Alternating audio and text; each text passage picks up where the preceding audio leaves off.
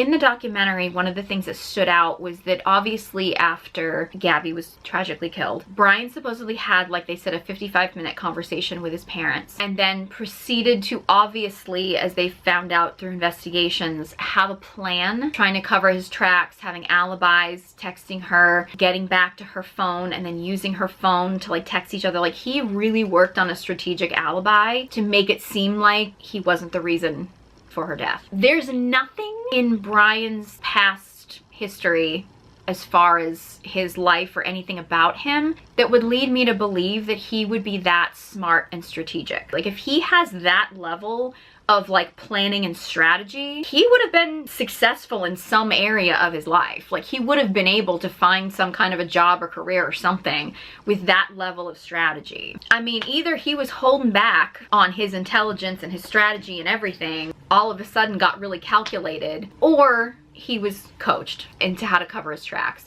I don't know if it came from the parents. That's the only indication of like who he had contact with. So the fact that nothing in his past indicated that he had that level of like strategy and planning, like this whole trip and everything really did seem like this was all Gabby's doing, and Gabby had the plan, and Gabby was the one that kind of, you know, had the plan and the strategy, and she had the goals and she had the ambition, and now all of a sudden he's committed this crime and he's now the one with the strategy of figuring out how to cover things up. Like, all of a sudden he's got this master serial killer mentality here. I'm finding that hard to believe. You never know, maybe he was a lot smarter than I'm giving him credit for. And if it was that strategic, like, it would indicate maybe there was a lot more strategy to this, and it wasn't just sort of a crime of emotion or a crime of anger that went too far or something like that. Like, again, we don't really know. I know there's a lot of people have theories like that, you know, Gabby was talking to an ex-boyfriend. People think that he just got really angry and everything, but that again, that would be a crime of emotion as opposed to a crime of like strategically, like, this is how I'm gonna take her out. But the fact that he was so calculated after it,